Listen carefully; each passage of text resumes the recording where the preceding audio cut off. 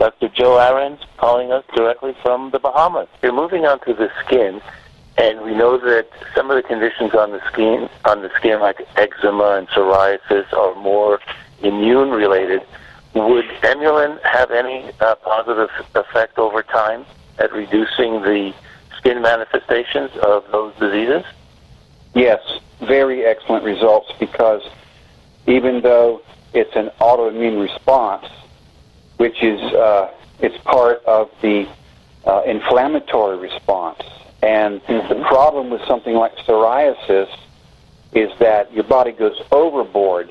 There's two steps to inflammation, two general steps. One of them is the dilation of capillaries and other vascular tissue, and that produces that redness and that warmth. And then the second is flooding your body with yellow, white blood cells, and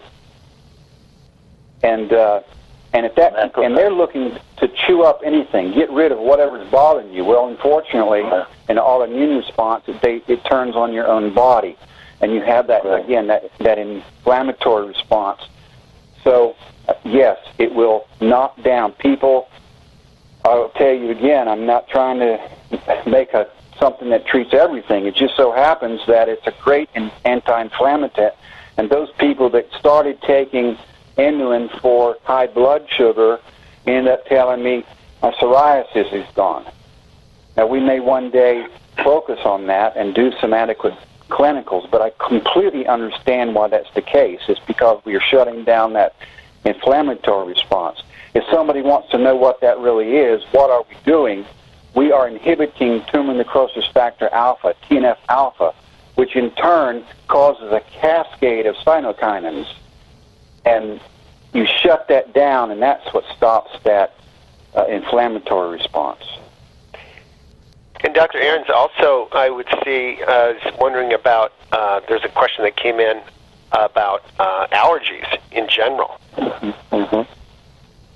Okay, so maybe you can tell me what happens when you have an allergy. Inflammation. Inflammation. Yes, so allergies, you are more sensitive to allergens than a common run-of-the-mill average person. Right. And if you have an allergy to something, you end up with low-grade inflammation. And people have said the same thing to me. I have less hay fever. This thing used to bother me when I eat it, and it no longer bothers me. I have less asthma. Any of the inflammatory responses are going to be inhibited, not because we're tackling all these myriad of diseases, but because we are inhibiting inflammation at its source. And our work, we never started out with plant extracts and see what they did in general. We actually modeled this, and we know where the myricetin and quercetin and chlorogenic acid, where they actually dock, where are the docking sites on the enzymes that are ultimately causing the inflammatory response. And then, of course, we have to get them somewhere to make them, so we get them out of these grapes and onions and coffee.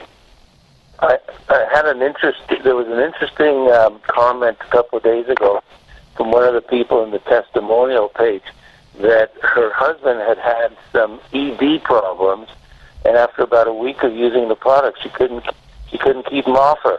So, what do you have to say about that? Well, I can say that some of these flavonoids definitely increase vessel permeability and flexibility. There was an effort back in the 50s to get hesperidin, which is another polyflavonoid, hesperidin listed as vitamin P. And the P stood for permeability, because it appeared that it just made your whole system respond better. You had lower blood pressure. Well, lower blood pressure is good, in your heart, etc., but it also helps I don't know if people understand how ED works. It's not the lack of initial blood pressure and blood flow. It's the body actually constricts the other way. It keeps from exiting. And when you have a much better functioning circulatory system, that works better. So yes, that's how that happens. It's not because it produces any type of nitrogen in the bloodstream.